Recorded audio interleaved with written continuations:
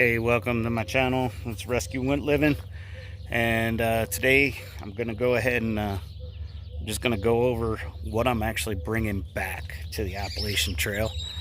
You know, I've done almost over 2 weeks, almost three, before my injury. I am gonna go back. There's gonna be a couple of rules in place. If I get injured again, I'm done for the year. And if I have crash outs, I'm also going to call it.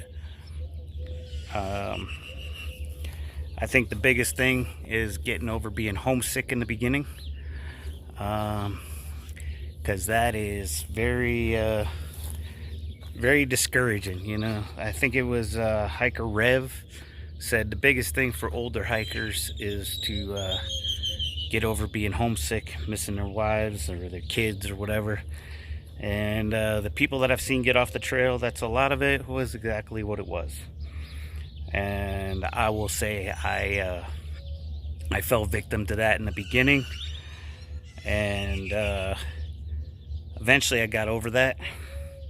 And then it was my diabetes, and that was a big concern of mine over the course of the time. Sorry about my hand. But then finally my ankle gave way, and that was pretty much the end of my trip for that period of time. I'm going to continue off in Franklin. I'll be leaving on tomorrow morning to get out there, and Sunday and Monday it is supposed to be rain, probably the same exact rain that is currently flooding out Texas. So I want to sit and slack pack on Sunday in the light rain, and then hang out on Monday in Franklin due to the rain. You know, it's right now they're calling for 2 inches, and because of the rain that's been in there in the past, I see that it's going to be it could be pretty bad. So I'm going to hold off until what is that, Tuesday. It's supposed to be 75 degrees that day, and we'll be good.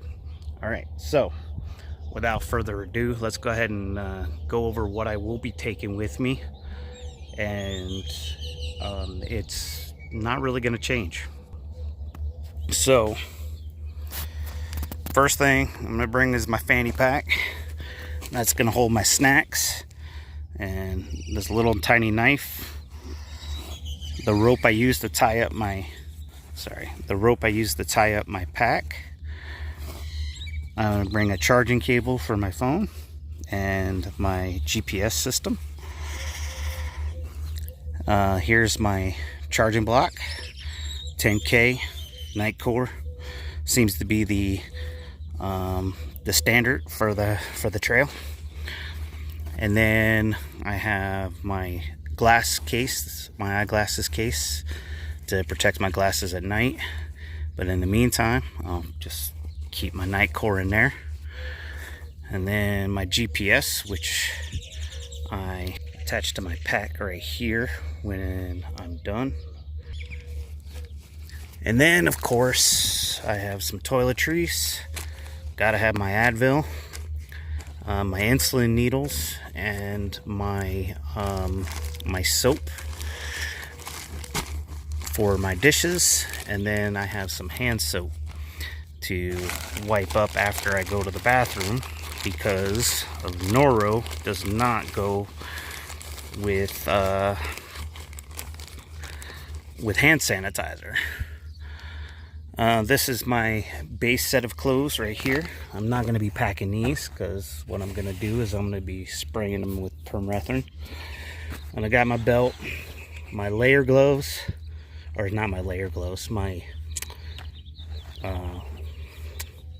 liner socks, my wool socks, darn tough by the way, and then my new shoes, Ultra because the last ones were getting pretty tight. These have a very wide foot box in them, and unlike last time, I actually have my custom insoles in here, you know, so hopefully I'll walk better with them, and we'll see how that rolls. Due to the temperature fluctuations, I will be bringing long pants and long shirts and jackets. I don't think I'm going to need them for the first couple of days, but you know, my bandana, my underwear, long pants that turn into shorts if I need them, and then my long sleeve merino wool. This thing is great. This thing has been awesome. When I got wet in Stover Creek, it actually kept me warm. And then my undershirt, my merino wool short sleeve shirt, and then my jacket here, my light jacket from Outdoor Research. It's kind of breezy, but it does breathe, so and it does get pretty warm. This is my my puffy. It's just a Columbia puffy with my layers. It's warm enough, and I just put in a raincoat to block the wind, and that'll warm it up. And then, as you see, I just got one extra set of clothes, which will also double as sleepwear. This is my my base layer for my regular clothes, but because it's going to be so warm the first day, I'm not going to be wearing them. I do have a pair of sleep socks, and then an extra pair of socks, an extra long sleeve shirt, a short sleeve underwear, and I have no, oh, there's my liners. And my liners, and then another pair of pants that also turn into shorts, which I think I will wind up using also as sleep shorts. I have my cooking pot. The plastic pot is gone. I don't have that anymore. And I use this for my coffee in the morning, or a drink or something like that. It's just a little collapsible cup.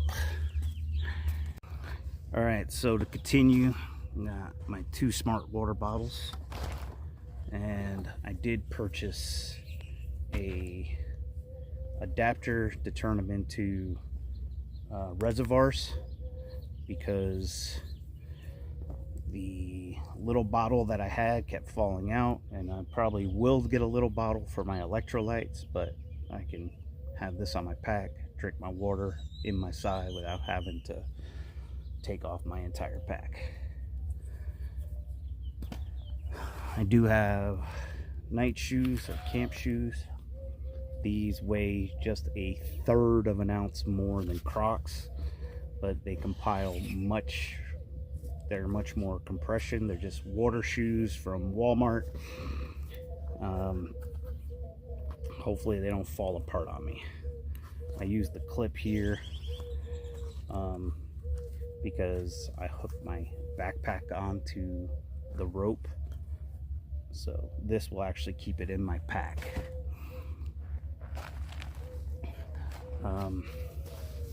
Also have Frogg Togg rain gear, extra large. The last pair I had was a little too small and they ripped, so I had to buy a new set. And that's going to be for wind and heavy rain. And then this little guy, this little poncho, is more for the rain in the summertime or in the warmer weather when I need some ventilation and I just want to protect my pack. You know, I haven't tested it out yet, so I don't know how waterproof it is, and which is why I'm doubling up on the rain gear at the moment. As the weather warms up, I'll get rid of the Frog Togs and then just replace them later. In here, I do have some diabetic supplies that I need, a lighter, and a nail file for my feet, along with some medication, and mostly use Neosporin tube, so I'm not carrying a whole lot. But it's stuff like Imodium, and then of course I have a patch for this to protect that. Alright, and then also in here I have moleskin in case I need it, especially with this new shoe. I don't want to risk it. Tent patches, sleeping pad patches, moleskin. Also have a coupler for my filter, and a eyeglass screwdriver in case my screws on my glasses get loose, and then a little bit of duct tape for repairs.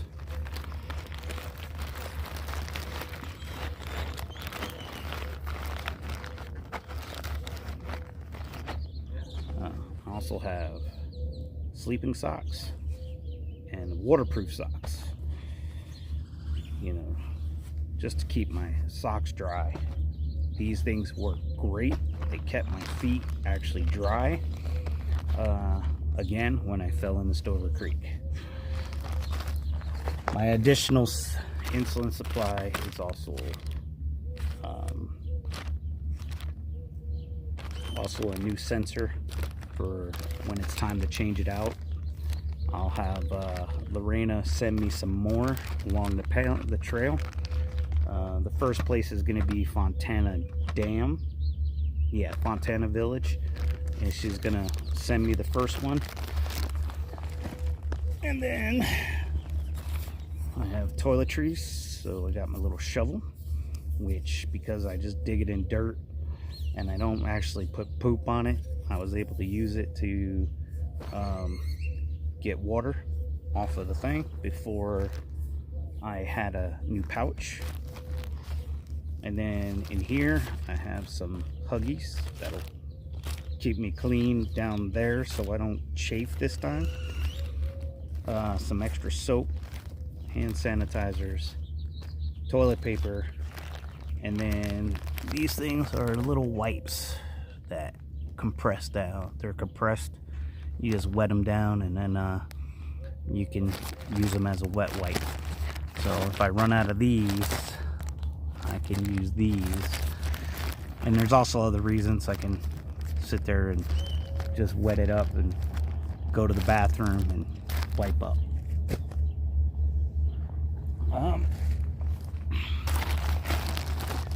Then I have my filter system, which is a CNOC bag. So what I do is I take this piece off, fill the whole bag, attach my filter this end, like so, and then put that back into place, squeeze and squeeze and squeeze into my bottle until my bottles are full. This thing has worked out great. Actually convinced Big Sexy to change out, because he had a big old pump, and after a couple of days of using mine, he's like, hey, that's a good idea. It's more of a convert. And I think his was a great idea. It was just him trying to get rid of some poundage. Merino wool gloves, a buff, and a hat until it starts to warm up some. I've already showed you that. And then the next thing I have is I have a Nemo switchback pad, a Nemo inflatable pad, a Gossamer 1 tent. This thing just uses my tent poles, or my hiking poles as tent poles. So Gossamer tent, put it in this bag, so then that way if it does rain on me and I have a wet bag, it's just not going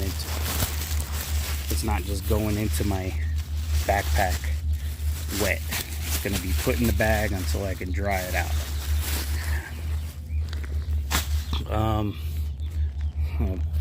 Black Diamond hiking poles. The orange one is my left one, and the non-orange one is my right. And then the Tyvek ground cover. I actually got rid of the old one because it was from Gossamer, and that one actually ripped the first time I used it. I used it the rest of the time, but it was heavier than the Tyvek is. And then this Tyvek actually has grommets, so if I want to hang it off a tree and use it as a shade or as a rain guard or something, I can do that. And then my sleeping bag, this is one of those, hey, when they say buy once, cry once, that's exactly what they meant. I changed this out at Neil's Gap, probably the most expensive purchase I have in my entire inventory. Oh, no, it definitely is my most expensive. Cost me almost $500, but it's 2 pounds lighter and a lot warmer than my old sleeping pad, or my old sleeping bag. Ridiculous. I think so this one is, yeah, this one's 2 pounds. It's actually 3 pounds lighter. And it's way warmer than my old one. The comfort level itself is 20 degrees. And the first time I went out, it was very, very cold in my old sleeping bag. And then my Osprey Atmos 50. This thing is kind of narrow, but that's fine. It works for what I need. Everything in this thing fits, and it doesn't overload my bag anymore. And then I've already showed you the jacket, and I put everything inside of compactor bags. Everything goes in there. Oh, and then the last thing is I do have an Ursack,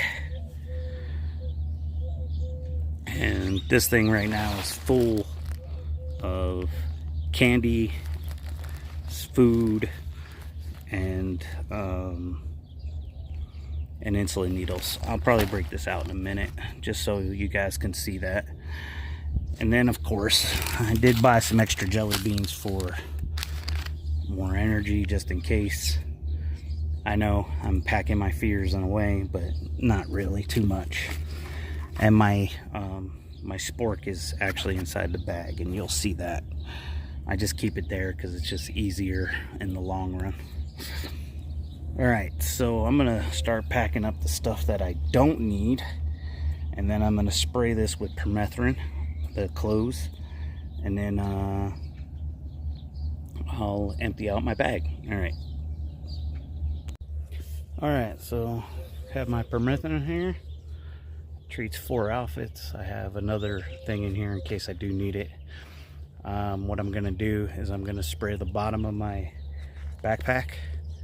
I'm gonna spray my hats, my shirts, and my pants, and my socks, and my shoes, because apparently ticks love to go down, get on your shoes, climb their way up.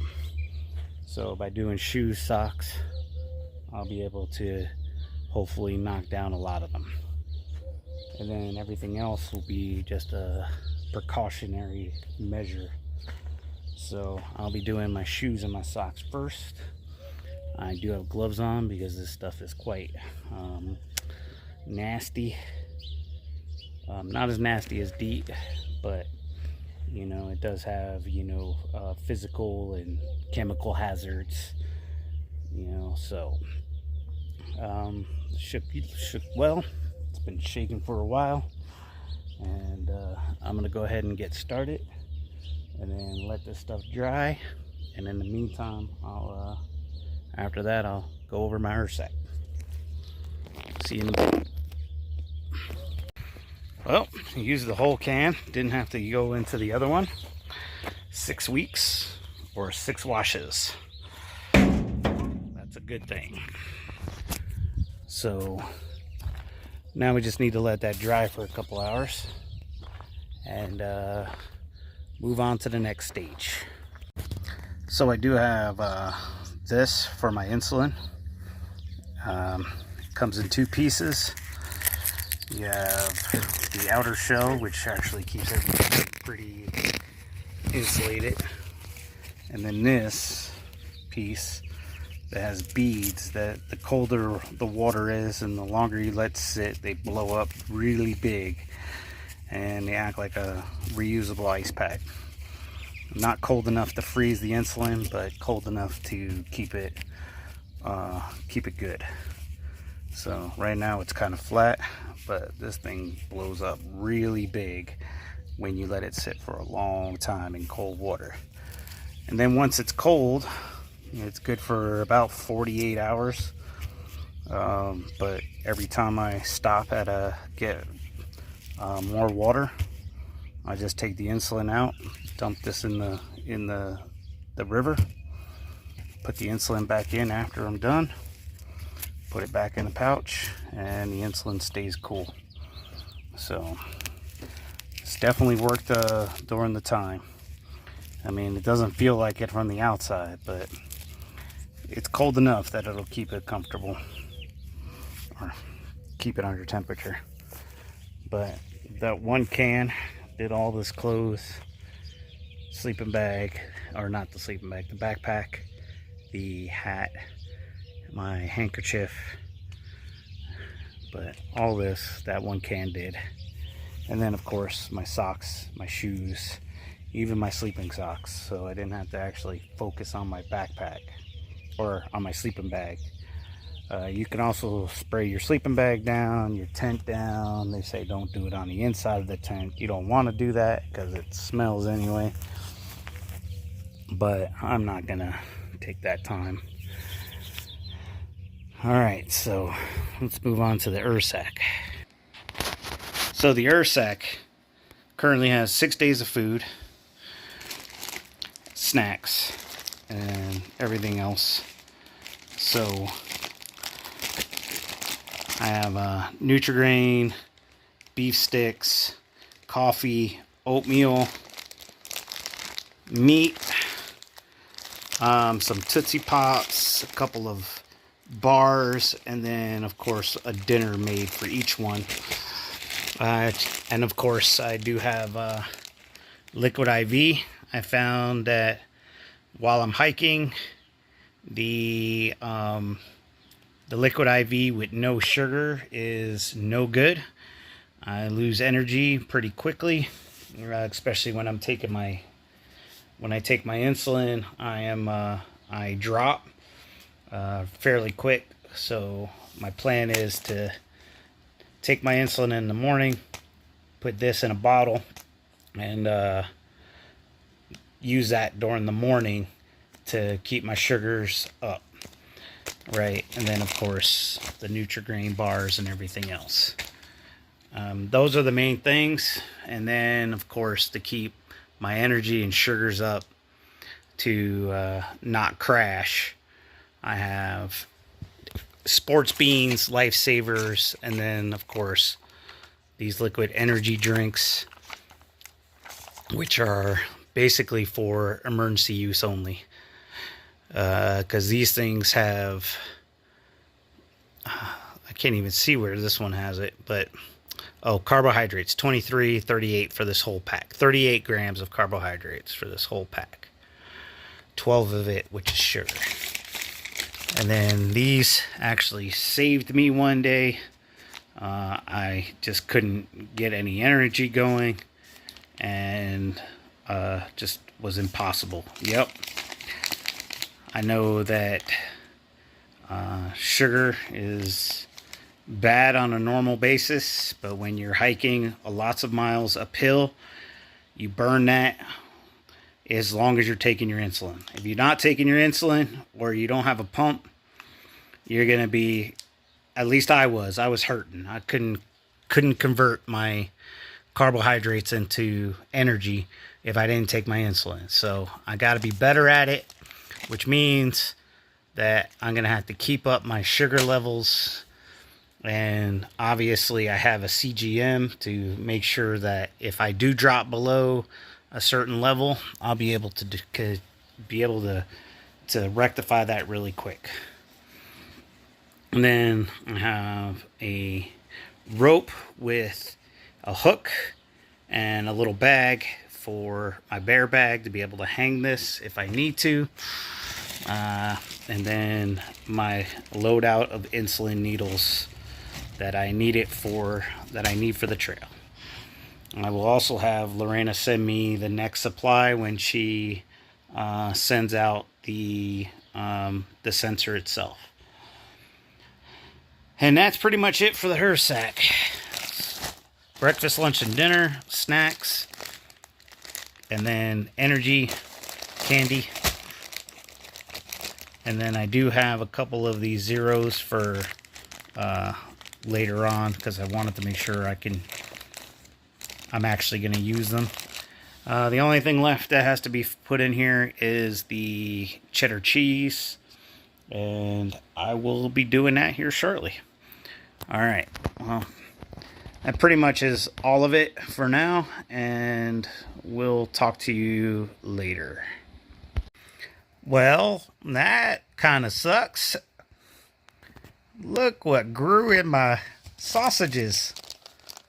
All five packs? Huh. I think I have one more in there. Gonna have to empty it out again, because I only have 5. That just bites mold. It's only been a couple of days too. Oh well. I'll pick up more in North Carolina, I guess. That makes me sad. So after my bag is packed, I have a base weight about 21.5 pounds, which is actually pretty good. So this is no food, no water, no gas or anything like that. 21.5 pounds. So with the water and food, it'll probably be about 34. Let me find out how much it'll be with food. So right now my food is about 10 pounds more than that. And then 4 pounds for my water. So it'll be about 35 pounds total. That's not bad. Not bad at all.